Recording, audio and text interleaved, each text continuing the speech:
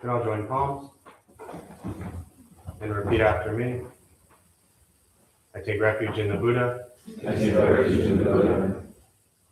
I take refuge in the Dharma. I take refuge in the Dharma. I take refuge in the Sangha. I take refuge in the Sangha. Keeping the palms joined.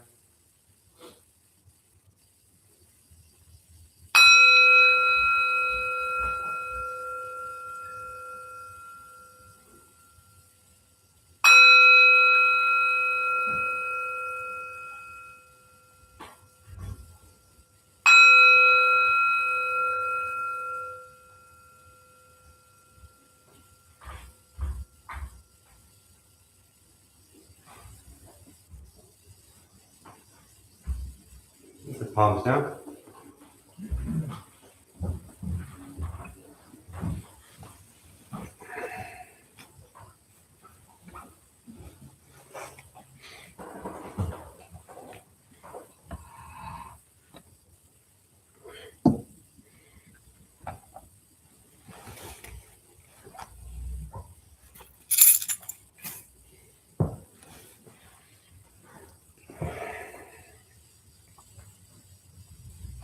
All right, good evening, everybody. Nice to see you all. Thank you for showing up. There were, anyone here for the first time? I always like to ask, what's going on, dude? First time here. How do you feel? Good? Yeah? Excited to be here? How old are you now? 9. You know what? You're so much smarter than everybody else in here. How's it feel to be the smartest one in the room? Good? Yeah. 9-year-old, folks. It's all it takes, man. I'm glad you're here. Anyone else here for the first time? Not that I care about y'all after the 9-year-old. Yeah. Welcome, first timers. Glad you're here. Any of you 9? Any other 9-year-olds in the room? No. Got to tone it down a bit now that I know there's a 9-year-old, you know. You can handle it. You got older brothers, right? How old's your oldest brother? Yeah, whatever, any of them. It's all good. 16. So you've heard it all by now. Yeah, pretty much. You're the youngest? Yeah, I was the youngest too. The youngest are the favorites, right? Don't tell them I said that though. All right. They know. We know. So there were a couple people. I'm not sure if they're in here right now or not. It doesn't matter. But I never like to disclose, who they are because I don't like. Well, actually, that's not true. I was gonna say I don't like to embarrass people, but I always embarrass people. But in this case, I don't like to embarrass anybody in this regard. But there were 2 people, and they were up in the library, and they'd been downstairs, and I walked upstairs and I said, "Are you 2?" And they're relatively kind of maybe newer, last month or 2. And I said, "Are you ready for the advanced teachings?" And they looked at me and they said, "Yeah. What are the advanced Buddhist teachings?" And I said, "Those 2 chairs you pulled out downstairs?" They looked at me. They're like, "Yeah." I said, "Push them back in." And they looked at me and they're like, "Oh, I'm so sorry." And I was like, "Why are you apologizing to me? Like, I'm not tripping over it. I'm okay." I said, "But maybe other people aren't okay. Maybe somebody else will trip over it." And they're like, "Oh, I'm so sorry. I'll go push it back in." And I said, "Welcome to Buddhist temples. Buddhist temples are about learning to take care of something. So when you go back out there, you learn to take care of what's out there." Anyone's life a mess because you don't take care of things so great outside of here? 2 of you. Thank you. Right? A handful of you, right? And so temples really are built to learn how to take care of things, how to take care of people, how to take care of places, how to take care of things. Because many of us who struggle with sadness, anger, depression, anxiety, whatever it might be, and this isn't everybody in the room, we all have different things going on and we're triggered by different things and different things challenge us. But for many people, the reason that we struggle so much is because we're just not good at taking care of stuff. And things get overwhelming and things get just unhealthy and things get toxic and things get all kinds of madness because we don't take care of things so well. And that could be physically, mentally, emotionally, in various ways. And so temples really are created as means of figuring out how can we take care of something in some place and someone. And it's always about how what we do impacts someone or something else, right? So if chairs are sticking out in the walkway, maybe somebody who has a walker, maybe somebody who has a cane, maybe somebody who doesn't see so well. It's a hazard. But all we think about is, it's my chair, right? I pulled it out. I'm not worried about it anymore. And so everything we use in places like this, and I just was trained in Buddhist temples, like really, and they were like all apologetic. And I'm like, don't, like, I'm fine, right? There's no need to apologize to me. But it really is about figuring out how can we take care of people and places and things. And this is difficult. It really is. Because when we take care of people and places and things, what does that require us to not think about so much? Ourselves. And where do most of us spend all of our time? Thinking about ourselves, right? So that's what these opportunities are there for. And if you are here for the first time, then you also now have learned the advanced Buddhist teaching of pushing in the chairs. So that's it. You good with that? All right, making sure. I bet you push in your chair, yeah? All the time? All right. So we're going to start with meditation practice. For those who are maybe here for the first time, again, welcome. Glad you're here. Those virtually, thanks for showing up. Feel free to say hello. There's a chat box on your screen. A couple things to tell you before we begin. Nothing's going to happen to you. You're not going to float away. You're not going to have any mystical, magical experiences. The mind that races all day long is not going to shut off. Don't judge your practice. I mean, don't ask yourself, is this working or not working? Are you doing it right? Are you doing it wrong? We're just going to sit. We're going to breathe. You'll hear sounds inside, sounds outside. This is life. Life is filled with chaos. And this practice is learning to get quiet and still within all of the chaos. Posture, you just want to be comfortable. If you are in a cushion, often it helps slide in the front third, pushing the stomach forward. If you're on a bench or a chair, however you're seated, also just trying to sit up straight, relaxing the shoulders, hands can be on the knees or lap, whatever's comfortable. I will guide us as we begin, and we'll settle into a little bit of silence. Most important, do not expect silence. You'll hear sounds inside the room, outside. This is life. Life is filled with chaos. This practice is learning to get quiet and still within all of the chaos. If you need to move, simply move. If you need to cough, simply cough. You don't need to hold it in. We all hear that as well. So just cough, get comfortable, and get it out. If you're sick, just go home. All right?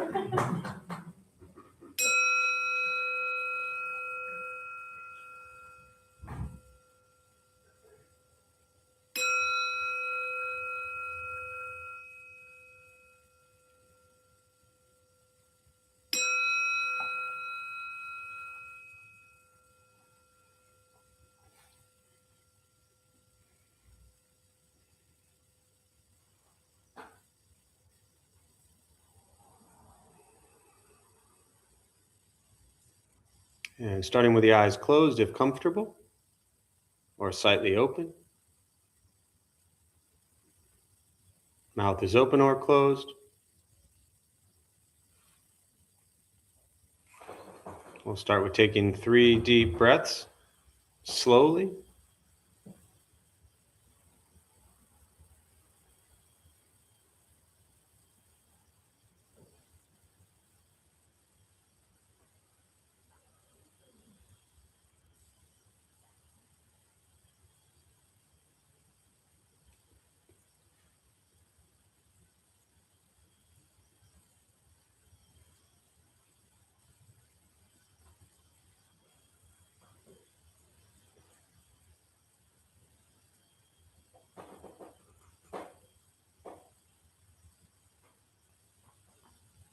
And eventually settle into a natural rhythm of the breath.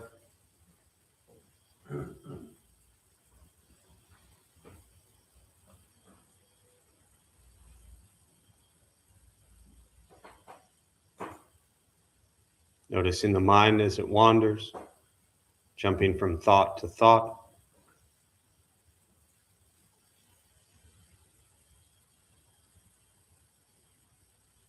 Start with gently guiding the attention, focus to the stomach or chest.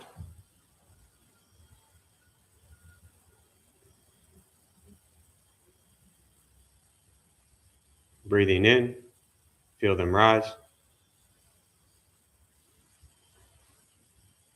Breathing out, they fall.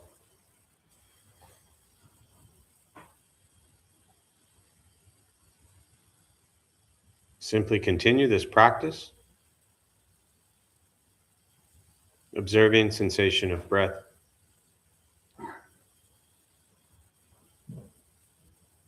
expecting nothing but to sit and breathe.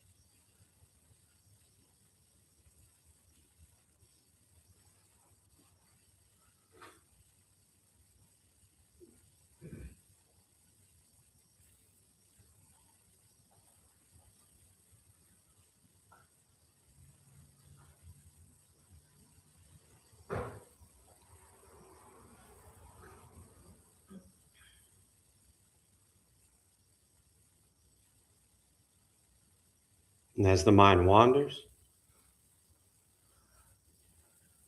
lost in thought, recognize it, release that thought,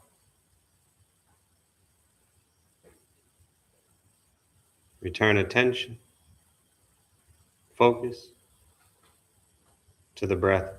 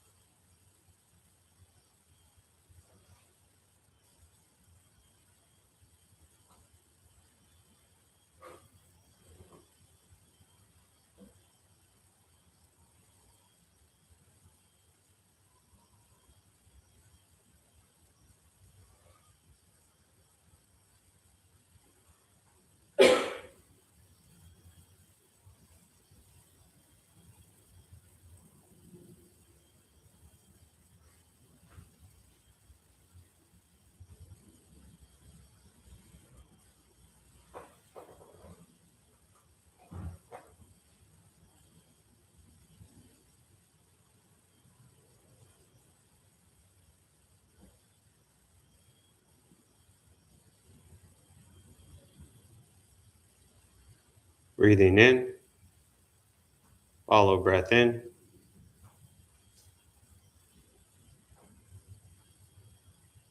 Breathing out, follow breath out.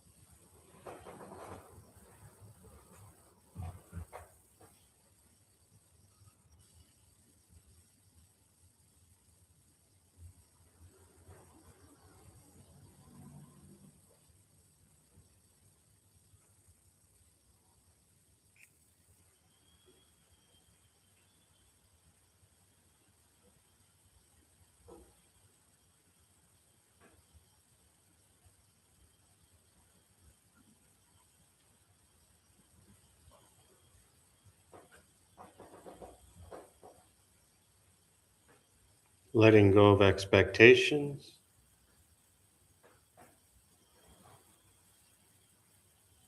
letting go of judgments from your practice.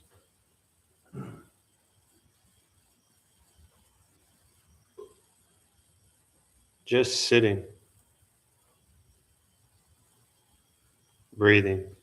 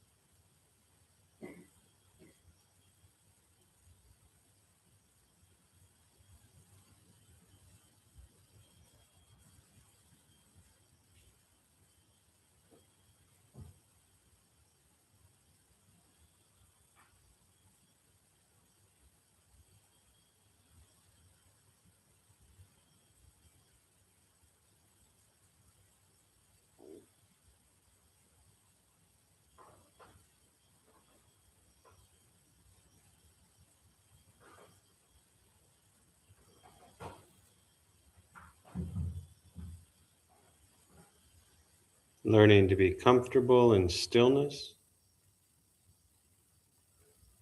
in quiet, just sitting, breathing.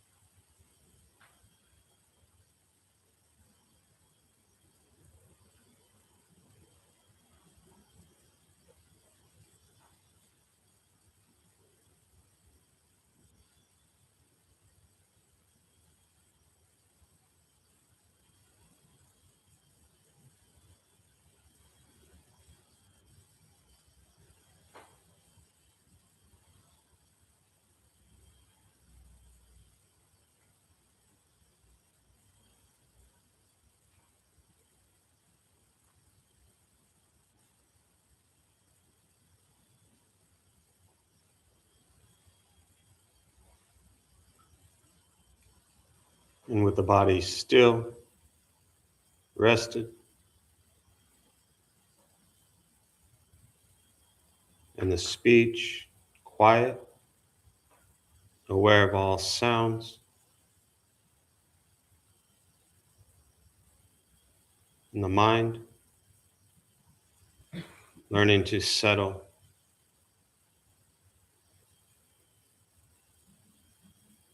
Know what it's like to just sit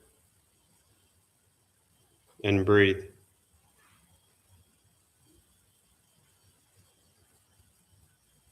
Knowing with each breath, there's nothing else to do, nowhere else to go, and no one else to be.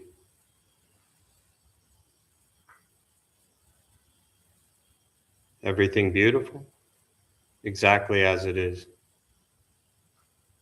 Sitting, breathing.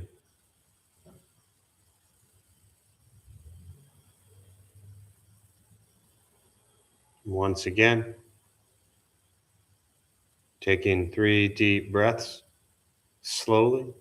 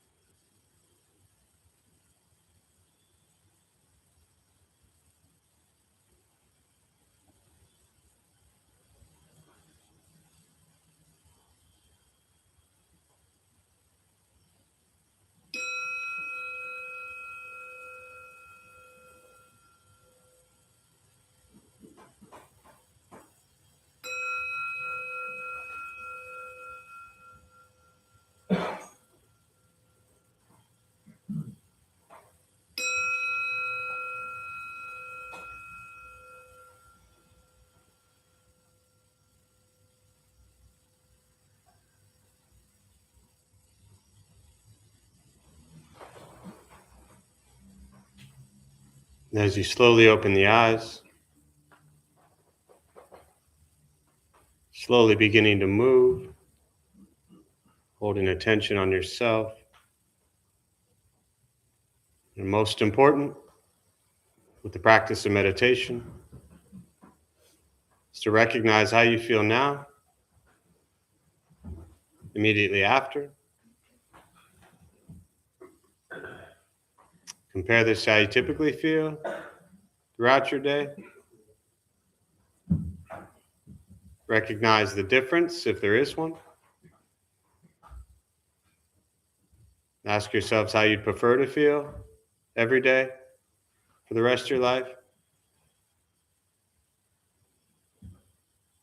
And realize however you feel now, if it's quiet, calm, and still, or a busy mind, racing mind, whatever you're sitting with at this moment, has nothing to do with anything I said.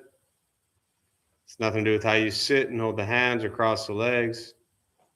It's nothing to do with the sounds around us or anything else for that matter. It has everything to do with your own mind and your own mind's reaction to an external condition. This is what the Buddha called pratitya samuppada, means dependent origination. This is the basis of the Buddha's awakening. The word Buddha simply means awakened. He was a human being, no different than any one of us, who began to understand why he suffered, why he got angry, sad, depressed, stressed, anxious. He began to understand the causal relationship of all phenomena. And what that means, very simply, for all of us, regardless where you come from or what you believe in and where you think you're going, your whole life is filled with things that happen. You react. More stuff happens, more reactions. That's it. This practice is simply learning what it's like to respond to something quietly, peacefully, still. Because for most of us, the way you responded to the last 20 minutes is quite different from how you respond to every other 20-minute period of your day. And all we're working on is closing the gap to where the way you feel now is closer to how you feel always. Just as driven, motivated, productive, successful, whatever that means to you in your respective lives. But with a mind that's steady, clear, focused, distracted by nothing, disturbed by no one. This is not an easy practice. It's not necessarily fun. It's not an escape. It is direct perception into the present moment. And the present moment, as we know all too well, is filled with conflict, chaos, difficulties, challenges. This is life. The world is a mess, currently, and past, and sadly, probably for the future for a while. But are you a mess? That's what this practice is. We spend so much time trying to change, fix, control, manipulate what everybody around us does. And this practice is an opportunity to hold up a mirror and reflect on your thoughts, your words, and your actions within all of the chaos. It is not about ignoring the horrific things that are happening in the world, but also being mindful and aware of what you bring into each situation. Being mindful of your karma. Karma is not what goes around comes around. Karma is not getting what you deserve, or they're going to get what it's coming to them. Karma literally means action. We generate karma 3 ways, as the Buddha taught: body, speech, mind, what we think, what we say, and what we do. So all this practice is, day in and day out, which has never changed, is to be mindful and aware of what we think, what we say, and what we do. Because that has a huge impact on the world around us. I'm not suggesting that what happens around us is good or pleasant or healthy or safe. It's not. It's incredibly toxic and dangerous. But this practice isn't changing the actions of others. This practice is changing yourself.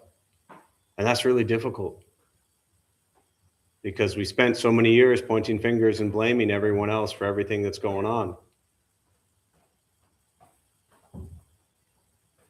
And this is looking at, what do we bring to a situation?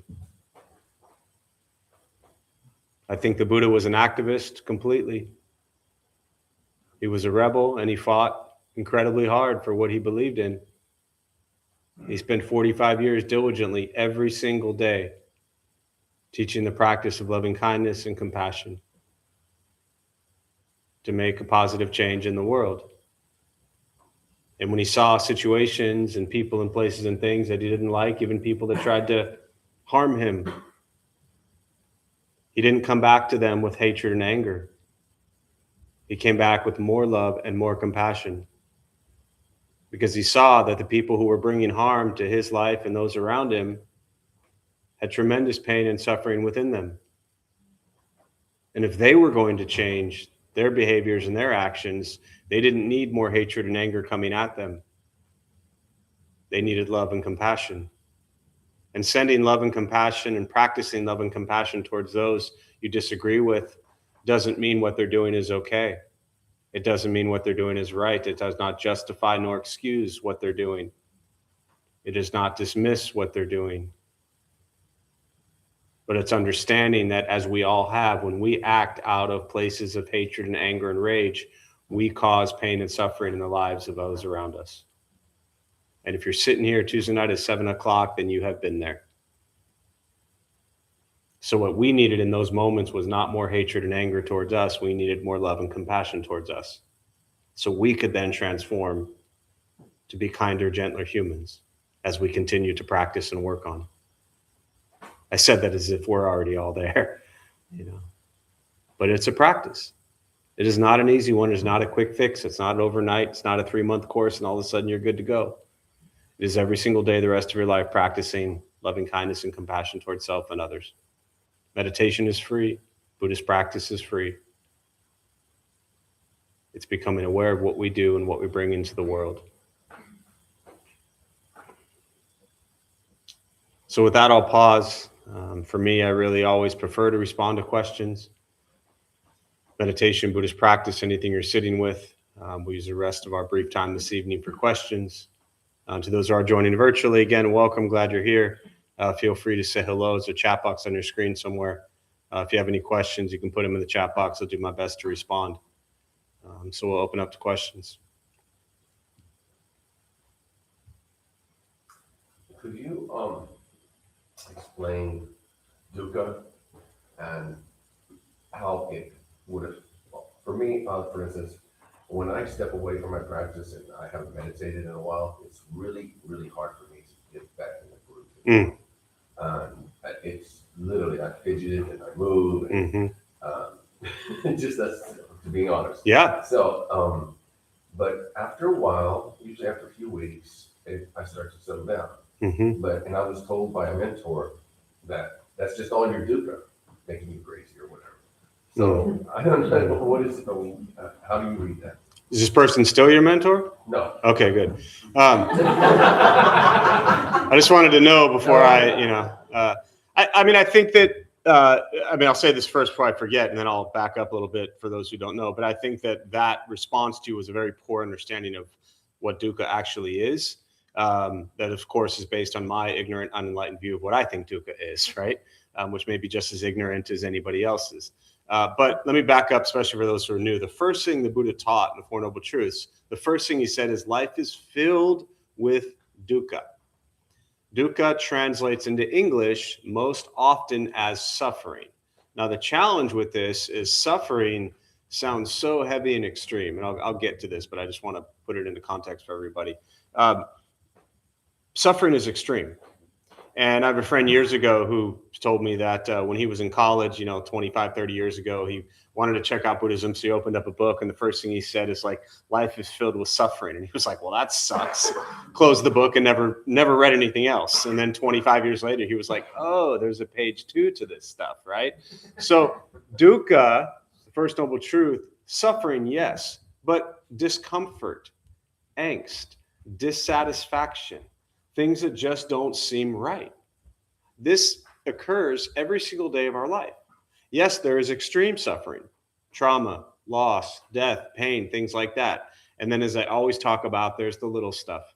Your coffee's not made the right way. You don't like the way your shirt looks on you today. You don't like the traffic you're sitting in. You don't like the way your food was prepared, whatever it is. None of that stuff is going to ruin your life.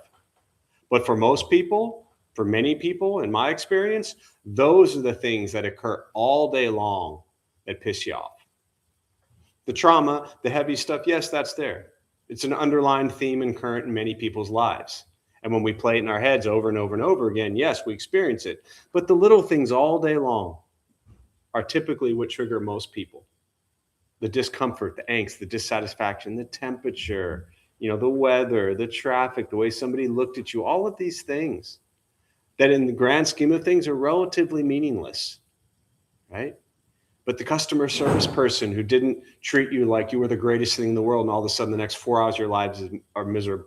The next 4 hours of your life are miserable because customer service didn't respond how you wanted them to. And on top of that, you got to let everybody know that customer service didn't respond how you wanted to. So not only are you miserable for 4 hours thinking about it, you've just shared it with 12 other people who also get to share in your misery because customer service and your bill wasn't taken care of properly, right? And I'm not talking about life-threatening things here. So dukkha, discomfort, angst, dissatisfaction, right? The second noble truth is the cause of suffering. Greed, anger, ignorance. We always want more. Craving, desire. We're angry at the way things are. And ignorance is we're ignoring reality. Ignorance doesn't mean you're dumb. It doesn't mean you're not educated. It just means you're stuck in thinking that your view is reality, which is impossible because we all could look at the exact same thing and have a completely different perception of it. Who's right? Who's wrong? This isn't about right or wrong views. It's about understanding that we have a perception of every single situation. And ignorance is thinking that our perception is right. Third noble truth. So we overcome greed, anger, ignorance with the practice of generosity to overcome greed, compassion to overcome anger, and wisdom to overcome ignorance. Third noble truth is the ending of suffering. Nirvana, liberation, freedom from suffering. Beautiful, happy day. Fourth noble truth is the Eightfold Path.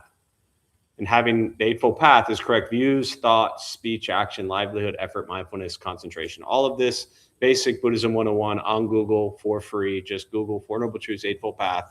Stay on the first couple Google search pages and you're good to go, right? So to your question of sitting and fidgeting and things like that in your practice, what's interesting is, my guess is when you ask that question, correct me if I'm wrong, you're referring to meditation, right?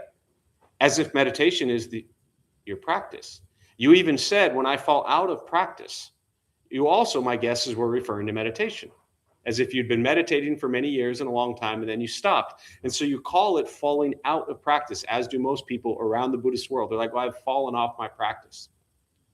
Your practice isn't just meditation. In fact, meditation is like a tiny bit of your practice.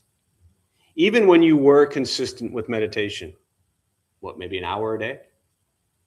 How many other hours of the day are you not in meditation? There's your practice, right? It's not about, and this is for everybody, we often think that meditation, so the Eightfold Path, correct views, thoughts, speech, action, livelihood, effort, mindfulness, and concentration. Where is concentration on that list? Where is it? Last one. Where do most people come into Buddhist practice thinking that's most important? Is meditation, but it's last. As Karma Lecture Soma, great Tibetan Buddhist nun, teacher, friend of mine, she used to always say, an angry person who meditates, just an angry meditator. So your practice isn't about meditation. It's a piece of it, I should say. It's not completely about meditation. But how are you all day long? Are you kind with your thoughts and words and actions all day long? What's your livelihood like? What's your effort like? What are your thoughts? What are your words? What are your actions? What's your speech? How much do you gossip? How much do you slander? Right? How kind and compassionate are you towards others? That practice is way more important, man. Your meditation is meaningless if you can't do any of that stuff out there. As I always say, we don't meditate to be good at meditation. It doesn't matter if you consider quiet and calm and peaceful for 3 hours straight. If the moment you walk out this door, you're angry and pissed off and screaming and yelling at every single person who, disagrees with you. Guess what, folks? People are going to disagree with you your entire life. Period. Now, the fidgeting piece. The only piece about your comment around, that's your dukkha, it's just a weird way to use like fidgeting and discomfort with getting back to a seated practice, because I want to address that as well, which is very important. But I just wanted you at least to begin to see that your practice entirely, the meditation is just a small piece of it, or one piece of it. Really, with specifically to sitting, yes, if you're not used to sitting consistently and you are starting to sit again, you're going to be less settled when you sit. The mind will roam more. It'll wander more. It'll feel a little bit uncomfortable to sit still, because we're constantly moving and busy. And when we sit still, we're stuck with what? Yeah, your mind. So it's not your dukkha, it's your mind. And sure, one could argue that your mind is your dukkha, and maybe that's what they were referring to. But I don't see them the same thing. Your mind is having a difficult time sitting still, and that's okay. And the more you practice seated meditation or walking meditation or standing meditation or eating meditation or drinking soda or tea meditation, the more you practice, as the Buddha said, sitting, standing, walking, or lying down. All meditation is a concentration focus on the present moment. People think meditation is like sitting still under a tree, looking all like you got something going on. You could sit like this in perfect posture and your mind is just thinking about so much stuff. You're like, look at me, I'm meditating. I'm so calm and peaceful. But you're just thinking about laundry and dinner and, the halftime show at the Super Bowl and which was incredible. But your mind is just everywhere. But you're like, but I'm meditating. And at 7:00 and I'm at the temple, so I'm meditating. I would prefer you focus on meditation way more outside of here than when you're here. That's where it's going to make a difference, And as you do all of those things, the part that you're kind of picking on, like being self-critical of, that will change. When you carry kindness and gentleness into your day out there, and then you go to sit, whether it's here or home or wherever it is, then your sitting will be a little more comfortable because you've practiced in every other area of your life. So, yeah. What else?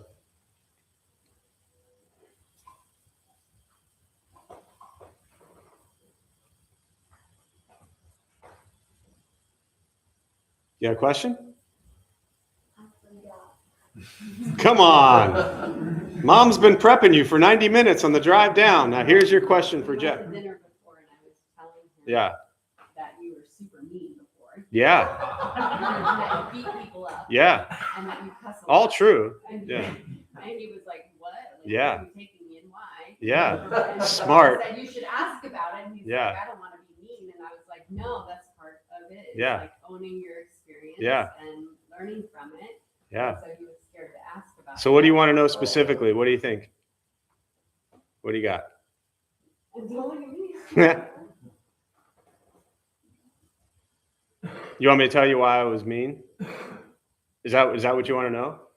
Yeah. When I was your age, I was pretty unhappy. I'm not sure. I don't know. It wasn't, I mean, I was like super, you know what being spoiled is? Yeah, I was really spoiled. I was. I bet you're pretty spoiled. Yeah. Yeah, you are. Don't try to milk this. You were pretty spoiled, right? And so when I was your age, I was spoiled, right? Parents loved me. My parents have been married 57 years. I only saw them fight once, and that was because I got in trouble. So I was super spoiled, privileged, might be a little bit over your head at this stage, but I had every privilege. I had everything, but I was just angry. I don't know why, honestly. Like when I was your age, I was just angry. And so I took that anger out on other kids. And so when I felt terrible about myself at that age, I thought if I made other kids feel bad, that I would feel, what would I feel if I made other kids feel bad? What would I feel? If I felt bad and I made other kids feel bad, what do you think that made me feel like? Better? Yeah. Because in my mind as a kid, I thought if I picked on somebody else, then I was feeling better than them. So I was really mean to kids to make myself feel better. That's pretty bad, huh? Yeah, so don't do that. Right? Yeah. But I wish I knew that looking back why I was that way, but I was always mad. I was always sad. Like I said, you have all the love in the world, right? You really do. But so did I. And so sometimes you get angry. What happens when you get angry? What do you do? Scream and yell. Yes. And who do you scream and yell at? Mom, right? So do you think that's good? No. Mm-hmm. What could you do instead of scream and yell at mom?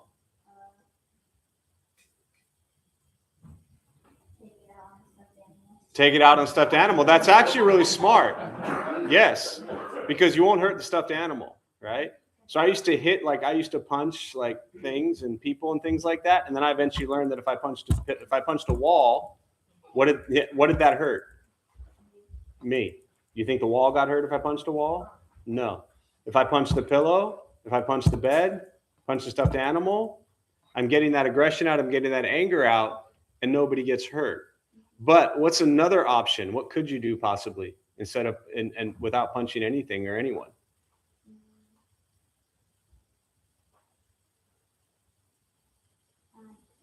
What if you said, "Hey, Mom, I'm really upset right now"? What do you think would happen if you did that? If you said, "Mom, I'm really upset right now"?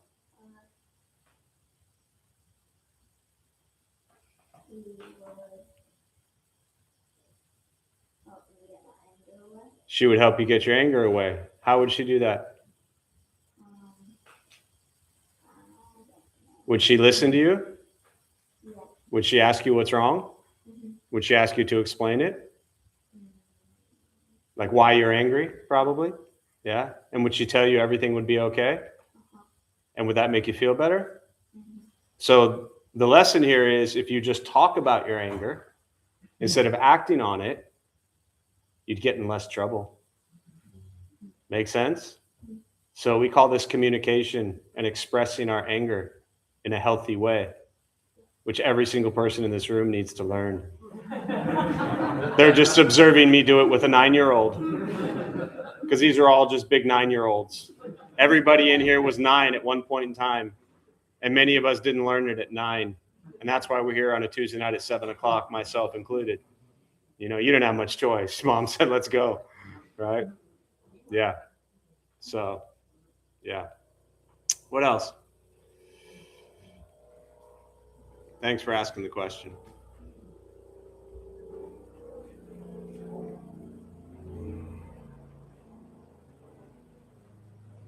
Yeah. It's like a question and also a comment. So Yeah. I don't know the gentleman's name, but his mentor talked about how like the fidgeting and everything like that is like stored up dukkha, and it felt a little bit to me, and I don't mean any offense like to your mentor or anything. It felt like a response that had shame involved in it, of like, oh, you have not been in your meditation, you have not been in your practice, and so you're having to like go through this discomfort to like cleanse essentially. Sure. What do you, or what does like Buddhism specifically say about like shame? Don't have it. Yeah. But let me kind of expand on that. The question around shame. My understanding, the way often people, the question around, I'll just say this in general first, around like, what did the Buddha say, or what does Buddhism teach? The Buddha taught for 45 years. He died when he was 80. I'm not a scholar, but somewhere around 50, 100 years, somewhere in that range. They came together after he passed. At that time, it was an oral transmission, for those who are not familiar. So all the sutras, the word sutra means thread. Everything he said was memorized. It eventually, short time after, somewhere 50, 100 years, whatever it was, council came together. They wrote it all down. And it's in what's called the Pali Canon. You can go to a website, Access to Insight. It's all there for free. And the sutras start out, thus have I heard at such and such time, at such and such place, that Buddha once said. Because what they're doing is actually retelling what they remember that he said, right? And they're pretty accurate. They're known to be incredibly accurate from that time.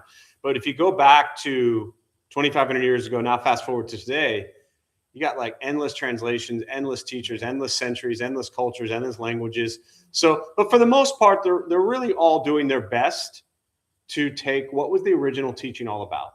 And so for me, I always come back to the original teachings of Four Noble Truths, Eightfold Path, which I've already kind of mentioned, and look at, with any questions, I am convinced. I heard years ago somebody say that every Buddhist teaching is in the Four Noble Truths. And there's an expression that you'll hear, I've heard around Buddhism for years, that he taught 84,000 different paths to awakening or to ending or suffering less. And that just means, it's kind of, to me, kind of a metaphor. There's 84,000 different types of people, right? And so we're going to find different ways. But ultimately, all the teachings are in the Four Noble Truths. So to your question around shame has a lot to do with judging whom?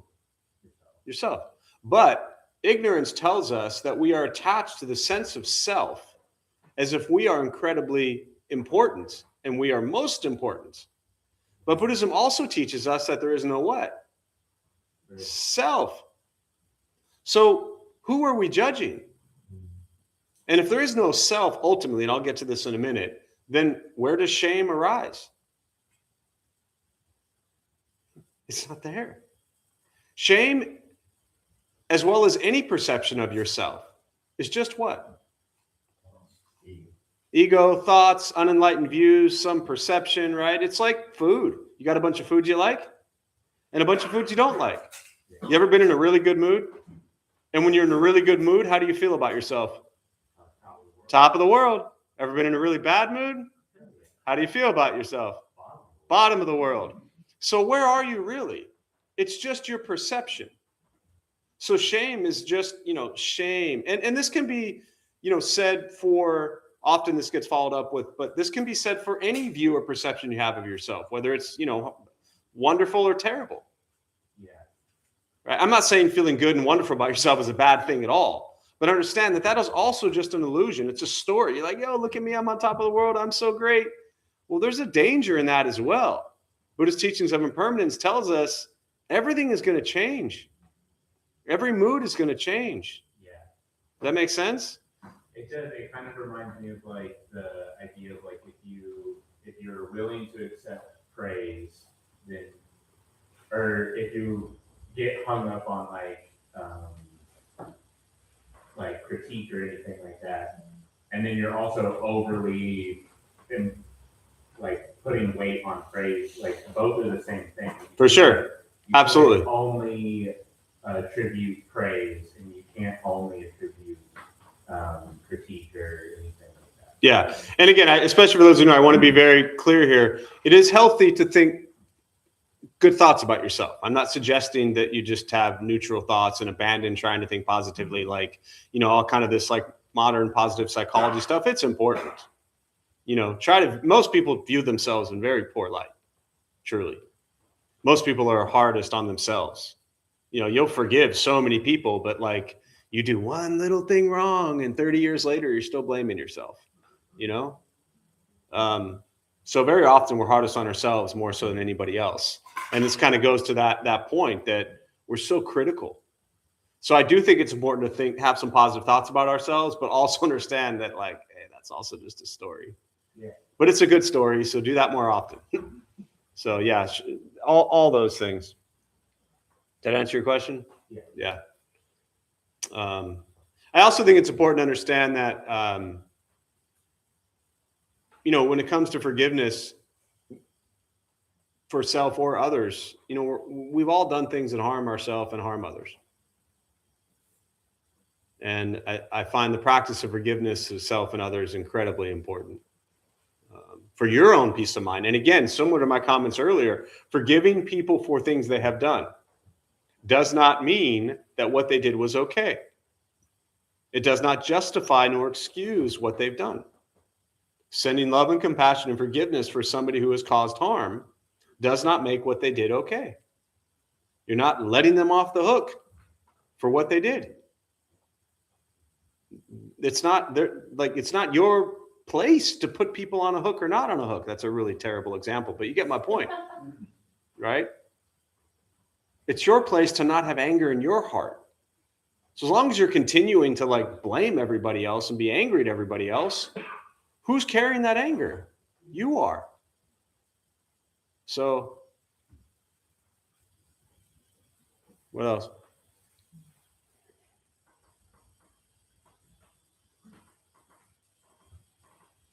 Yeah. Could you dive into what you mean by no self? Sure. So the teachings around no self, in some ways, it's really an impossible thing to understand.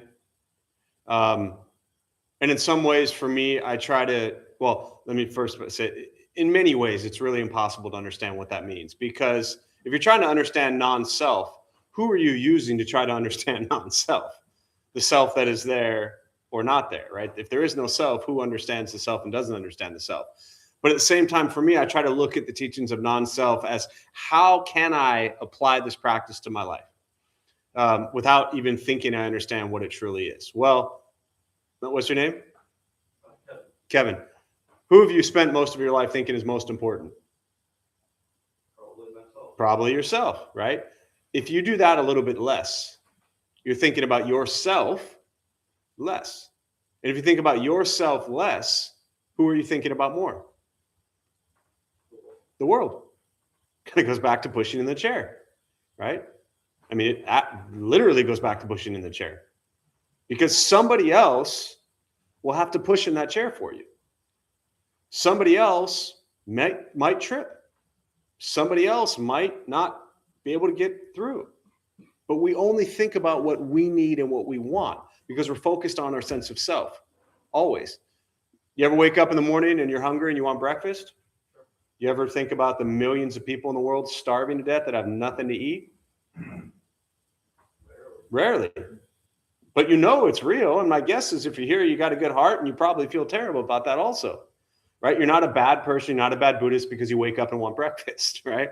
But this idea of non-self is to recognize that everybody else is equally as important as we are. And so the practice of non-self is to say, I'm not going to stop giving myself breakfast because people in the world are starving. But as I begin to eat, am I even thinking about the fact that there's people in the world that have no food to eat? Or am I just thinking about, I got to get mine and then I can focus on everybody else? Another way to look at it, similar to what I was talking about with non-self, is that the story that Kevin tells Kevin, is it a good story you've been telling yourself your whole life about yourself? Yeah. Well, great.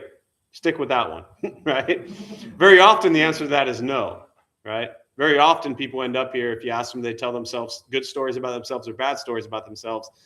It's very common people don't think so highly of themselves. And as I said earlier, they're so critical of themselves. So the practice of non-self is, that's just a story, right? If 10 people describe Kevin, are they all going to tell you something different? Yeah. So who's right? Who is Kevin? Right? Who actually is Kevin? Ultimately, understanding non-self is that you exist completely. You are here physically, but you exist completely differently from how you perceive yourself. We often define ourselves by where we work or where we live or our means of transportation, or, we spend our whole lives creating an identity. And that we think is our self. But that's just a story. Who you are is impermanent, meaning you are changing every single moment, every single second. So are you the Kevin that is engaging with me right now? Are you the Kevin that was sitting here 5 minutes ago pondering that question? Are you the Kevin 5 minutes from now that's going to think about, like, who is the Kevin? You're just, as the Buddha teaches, it's called a laya vijnana, storehouse consciousness. You are a physical shell, right? The body. And this endless stream of consciousness that's been around forever, well before the body of Kevin was here, according to Buddhist teachings. But again, he lived 500 years before Christ, where at that time they all believed in reincarnation or rebirth or continuation of consciousness. If you went up to somebody at that time, 500 years before Christ, and said you got one life and then you're going to heaven or hell, they would have thought you were crazy. They all believed in a continuation of consciousness. Today, 2,500 years later, for the most part in Western countries, people are like, you got one life, then you're going to heaven or hell. That's ridiculous to people who have those beliefs. Like, we're the fools for thinking that, right? So the Buddha was teaching at a different time. And so the teaching is, you never would have seen Kevin as Kevin. You were just this consciousness and somebody gave you the name Kevin. You're like, oh, I'm Kevin. And then you have to create this identity of Kevin. And people spend their entire lives trying to create this identity and defend it and prove it. Nonsense. We are simply a series of causes and conditions, what we do. And that's not even us, that's just what we do. So, not sure if that answers you, helps you, or confuses you, but that's enough for now. What else? We'll do one more before we close. Yeah. When we are able to get beyond the ego, the moments, it only lasts for maybe seconds, sometimes a minute or more, you're able to actually feel that nothingness. Is that nothingness consciousness? I don't know. I mean, to me, like, I'm personally not, I don't like the word nothingness because nothingness sounds as if there is nothing. And I don't see in what you're describing to me sounds like, okay, what is this place of non-self? And it's not nothing. It's everything, but it's everything without some attachment to a perception or a view. So it's not again, and it's just semantics, but it's not, to me, it's not nothingness as if nothing is there. Like, beyond ego doesn't mean we're not here. We are here. So it's everything, but everything without an attachment, everything without a story, without a perception, which doesn't mean we're just like these blobs, which I know is not what you're getting. I don't know. I know you don't mean that, but I see it as everything beyond perception. And I have absolutely no idea what that's like. None. Yeah. Beautiful. Yeah. Zero. Yeah. It only lasts for seconds, sometimes minutes. I wish it could last longer. But Yeah. Man, it's great. Yeah. I have no idea. Yeah. No. Every moment I'm wrapped up in ego. Yeah. All right, so I'm going to close on that. We'll join palms. Many merit gained from this practice be transferred to all beings in all directions. May all beings be at peace. May all be free from suffering.